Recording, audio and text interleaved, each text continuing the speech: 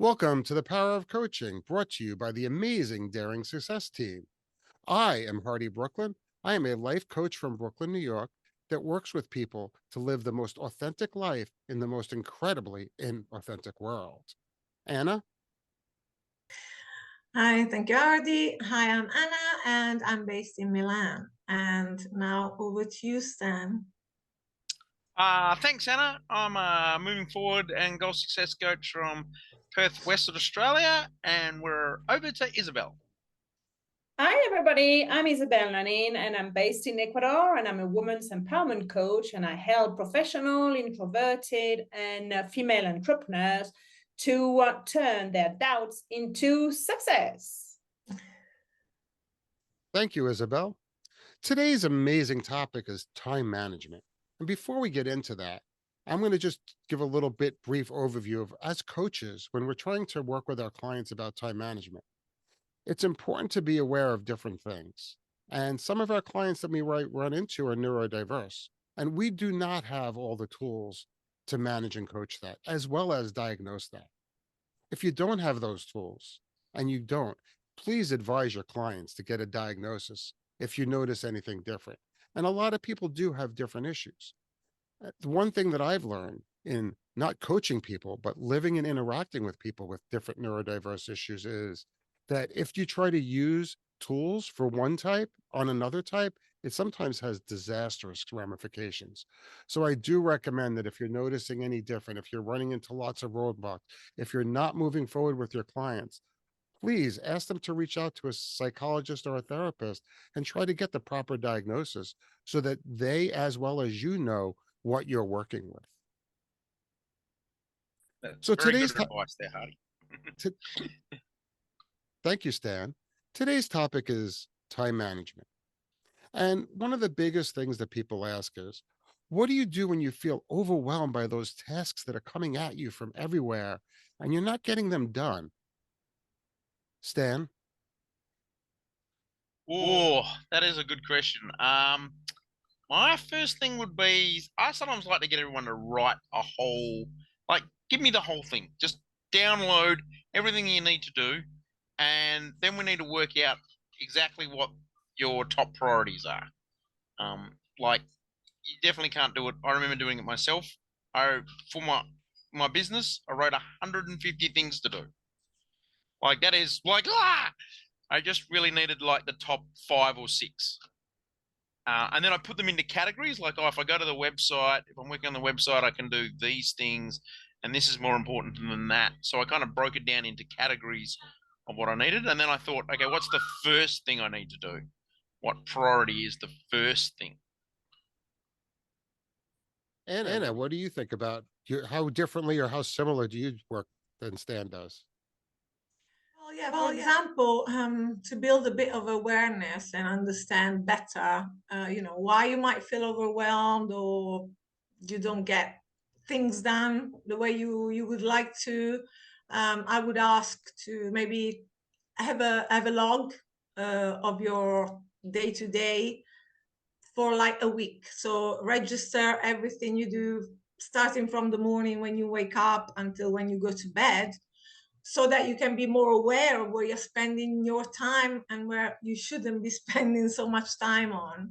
But after that, I mean, in the first week, you don't need to change anything, because you might realize, oh, I'm doing too much of this, and like I'm gonna change it. No, don't do anything. Just write everything down, be honest, so that you can like really be aware of where the challenge might be for you. And then after that you can start changing and seeing better where you need to spend more time on or less time on. So yeah, I would do that. Isabel, what types of things do you use that complement what Stan and Anna just talked about quantifying it? Because for me, one of the things that I've started doing for myself is keeping track of how much time I micro spend on projects. I don't really keep track of the big overall numbers. I just keep of those little things that get in the way. So if I'm working on, let's say, editing this podcast, I don't keep track of that time. I keep track of the time that I picked up the phone to check my email. I picked up the time that I went to pick my nose or pick my ears or whatever, all those little distracting things that I keep track of. And I'm noticing that last week I had 30 hours of distracting time. And when I have my clients journal about that, they are very surprised at how much distracting time, when they become honest with themselves, they have. Well, Hardy, I always ask my clients to describe a typical day, right? With a time, right? 7 o'clock, I get up, blah, blah, blah, blah, blah, all the different times and what they actually do, right? It's a bit like with a journal, but in details. And then I ask them to step away and look at it as if that typical day was somebody else's. And I ask them what they think about it and what they could change or what they would advise the person to change, so they don't get overwhelmed. And then from that, we work on priorities. As for me, when I get overwhelmed, I just shut my computer and I just go for a walk with my dogs and I go to the park. I need the nature. But everybody is different. So, but I always advise my clients to write down everything which could be disturbing, like the phone, for example. When we're working, switch the phone off. And the WhatsApp on the desktop, just shut it down as well. So you concentrate on what you're doing. And then, well, you feel satisfied at the end of the day because you've achieved what you had planned on your list. Right. And then, so we talk about keeping track, writing down, making notes. What's like a really good way? Because what I noticed that when I work with a lot of my clients and when I see other coaches working with their clients, so many of the people leave out so many things that they do during the day. And when they write that time frame, so what are the kind of questions that we can have our clients ask themselves that will help them build awareness of how they're actually spending time during their day? Well, personally, as I said to you, to describe their day, honestly. And how do we get our clients to do that? Because even with myself and even with other coaches, we're always leaving out such a big percentage. And for me, when I started keeping track of the left out percentage, it was greater than the other number. And when I look at my clients and I add up the amount of time, I'm like, you're not really spending this amount of time doing the dishes. Like you're spending maybe an hour doing the dishes, not 3 hours. But you started the task, you got distracted, and you forgot about that distraction in between. Or you don't want to write it down because you're embarrassed by it. Yeah, but I think if you want to deal with time management, you need to be honest with yourself, right? So, asking them that for self-awareness, they without judgment, right? I mean, I procrastinate as well. Sometimes, well, I just think, okay, I'm going to watch Netflix for an hour. And then I think we need to be honest and just say, okay, well, today I procrastinated. I didn't do what I wanted to do. But tomorrow will be different because I know now that I've got to do that for my deadline. So self-awareness is important, Hardy, and self-honesty. And just say to ourselves, okay, I do it for myself. So let's be honest with myself. Okay, I procrastinated an hour watching Netflix. That's fine. Be compassionate as well with yourself. Accept it and just move on from that. Great. And one of the things I've had some discussions with Anna about in the past is about what is time management actually? Because we're talking about like keeping track of our time, but what is the ultimate outcome of time management? What do we want to get out of it? What's the benefit of all this? Is it just getting more stuff done? Anna? Yeah, exactly. So time management, I think the good concept of time management is that you want to do the stuff that is important to you. So that's the big concept. It's not about doing 100 things in less time, or stressing yourself about, no, I need to put more stuff in that hour, so doing it in less time. You need to do the things that you really want to accomplish in an healthy way. So it's not about stressing yourself out and like working overtime and doing, I don't know, 100 things I'm going to do it in 5 minutes, you know? So, yeah, that's what I think. Dan, when you talk about that, and what do you consider good time management as a process to really be when somebody's working on it? What are they really trying to improve? So I think time management is a lot about priority management. The time log that Anna and stuff were talking about works with the time blocks. So I always block out my time. Things that I can't shift. I'm teaching martial arts classes at this time. It happens every week. It doesn't change. Obviously, using my schedule, but a lot of it comes down to priority time. So I know that in my business, like I'm looking at stuff going, do I need to do this?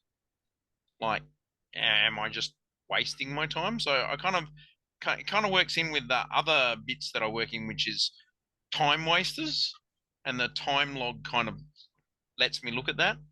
Where am I wasting time? And you were talking about it. You were measuring your little bits of time that you were not doing stuff. And you're taking an hour for the dishes, but it's taking 3 hours because you're doing everything else and getting distracted. And then the next thing I think is, for me, is a time intention check. Like, I like to check on my time. I have my alarm set. I kind of work for myself, so sometimes I forget to drink water, so I have an alarm set.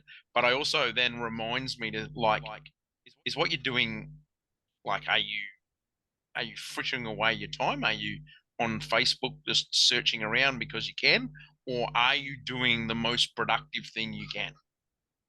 And then I kind of look at my priorities that I've made the big list of, that I've broken down and thought, no, I'm really supposed to be working on my social media content. Switch jobs. And that's a kind of an awareness thing. I need to be aware. What am I doing? Am I on task? Am I off task? Is it what I'm supposed to be doing? Am I doing a low priority task like sorting the cutlery drawer out that I really should be like posting on Facebook or LinkedIn, or something like that? So how do we, I mean, I see it in my day-to-day life with my friends, with my family, with my business associates. I see them constantly choosing a different level of prioritization than I would when they're picking their tasks. So what are some reasons that our clients can't manage their time effectively or really choose priorities for their time that help them move forward in life? And putting it out there to anyone. Sometimes can be motivation as well. We are so different that something you might like and your business partner won't like doing it. For example, I've got some friends, they hate doing the admin thing. For me, it's fine. So when we work as a team, I'm usually the one doing the admin while they're doing something else. I suppose it's down to what you like, or see the value of it. So when you're not motivated, think about why you need to do it. And as somebody said in the session on Tuesday, sometimes we procrastinate or we wait, thinking, oh no, I don't want to do it. And actually, the time we waited for doing it was longer than actually the action of doing it. So sometimes it's looking at it as the value. What value will I get if I do it? Right. And some of the tools that Stan brought up on the Tuesday meeting were the first one of the tools were create a time lock, create a time block, create a time priority list, create a time wasters list, and have a time intention check. And when I start to work with people and we use those tools, because it's not, Stan is really good at time management, coaching. And some of the tools that he brings up really do, if you use the tools and you use them in order and you're honest with yourself about the information in, they're very effective. And that's really important. Garbage in, garbage out. And another tool was, once we come up with that first tool and we're keeping the logs, for do we do something? Do we delay something? Do we delegate it or do we delete it? So after we create our list, we have to decide what's important on that list. Stan, how do you work with people to like do, delay, delegate, or delete? So it's kind of like this. Tasks that come in, I'll pick emails because it's probably the easiest thing. When an email comes in and I don't sit there and watch my emails. I turn off all my notifications. I really only check my personal and my business emails about 3 times a day. Nothing is that urgent that it's not going to come up. If it's that urgent, they can call me. So hold on 1 second. So you check your email 3 times a day. Yeah. My argument against that is if I did that, I would end up spending hours checking my email because I get over 1,500 emails a day. So that's where we're talking about the do, the delay, the delegate and delete. So I kind of look at my email and I think usually I can see from the title or I like preview the email and I look at it and think, do I need to do something with this email? Like, Isabel sent me something that I can just say, thanks for that. Great. I can send that. It's like a 30-second task.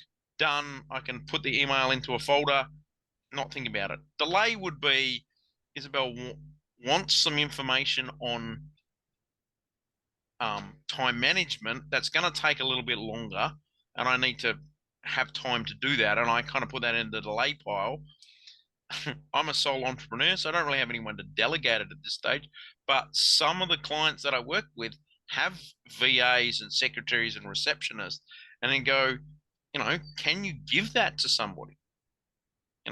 Like, is that your job to figure out that it needs to go to the accounts and the accounts need to pay it, or should you send it to the accountant? And then delete it. Sometimes I just look at it and go, I'm not unfollowing some people on email, but I just go, I don't really have time to read that. I haven't read the other 15 emails from Anna about, like her blog. That's interesting, but sometimes I just don't have time to read everything and just go, can I delete that? She might be speaking on women's empowerment. And I'm like, no, that's not my topic. Delete. I haven't unfollowed Anna. If I need the information, I'll call Anna and say, Anna, you had that information about empowering women. I now need it. Where was it? Where can I find it? Because sometimes otherwise we're storing lots of stuff in my brain, and it goes for a lot of tasks too. I kind of made a list of what I call the 10-minute tasks. Sometimes I just got 10 minutes and I'll grab a task and I can do stuff. That's important. I like that 10-minute task thing. Isabel, what do you do to work on tools for your clients around the do, delete, delegate so they can kind of deal with all that incoming information? Well, that's more or less the same as what Stan said. It's based on priority and looking if it's really important or not. If it's an important task, well, do it. Like, time yourself so you don't get overwhelmed, and maybe do it in 2 parts. For example, do the first time like for 45 minutes, and then go and have a coffee, go and play with your dogs, as I do, and come back to it, right? So, or delay it because obviously it's not that urgent.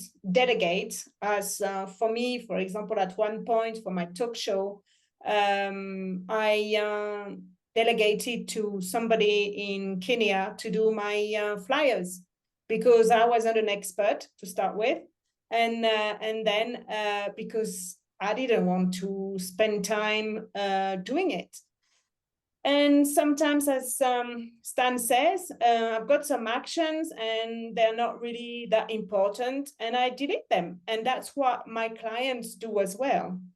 They just assess what's important or not important. We are going back to motivation and priority. So Anna, just to kind of get to the end and sort of wrap it up, how do you look at motivation, priority, and wrap all that into time management when it's not about doing more, it's about being more efficient? So the question I would ask myself, okay, I have all these things to do, but in reality, let's say my goal is, I don't know, getting clients, right? Are these goals really bringing me to my final, no, sorry, are these like tasks bringing me to my final goals, or am I just like going around in circles? So I need to look at, is this really good for where I want to get to? Or is it just, you know, swaying or like running around it or whatever? So I think it would be, yeah, it would be that to really assess if what you're going to do is going to bring you to your final goal. Anybody else have any last moment comments, statements, or anything, or any great advice around time management, especially for people that are like me, where we value our free time and our entertainment time way more than our work time? So I do a couple of things, Hardy. One, I like to use a timer. So sometimes I'm like, okay, I'm going to have some, I'm going to search on Facebook. What I do is I set a timer, usually 10, 15 minutes, and I think I can scroll and do as much as I like on Facebook for 15 minutes. When the timer goes off, it's time to stop. And obviously, if it's a project, sometimes I set the timer for, like, okay, I'm going to do it for 45 minutes. I'm going to do the project, then I'm going to stop for 10 minutes or so and get up, move around, and do stuff. Is definitely a thing. The other thing I do is sometimes it's good, and working at home, it's great if I'm in the office, but sometimes my PC is actually in the living room, and I kind of almost like to think of it about switching hats. I'm in business mode, got my business hat on, I'm doing that. Oh, hang on a second, I'm now in my personal time. Please take my business hat off, put on my personal hat. And a friend of mine, he has a home office, and he goes, I go out the front door, I go round the letterbox, I come back in like I've gone out of the office and back into my house. Because it switches his brain to say, now I'm in personal time. I'm not thinking about what's in the office. All that's left behind. I'm now on my time, and I'm going to watch Netflix, chill out, and find the cricket or the footy or whatever's on, and I'm not going to do the dishes, and I'm not going to worry about that I'm procrastinating or whatever, because now I'm on my personal time. Like going to a job, you punch in at 9, punch out at 5, hopefully do your job because you're being productive. But you need to stop sometimes and go, I need some personal balance as well. Anybody else want to chime in on that? Well, in the session, one of our coaches was talking about having an office, as more or less what Stan was saying about his friend.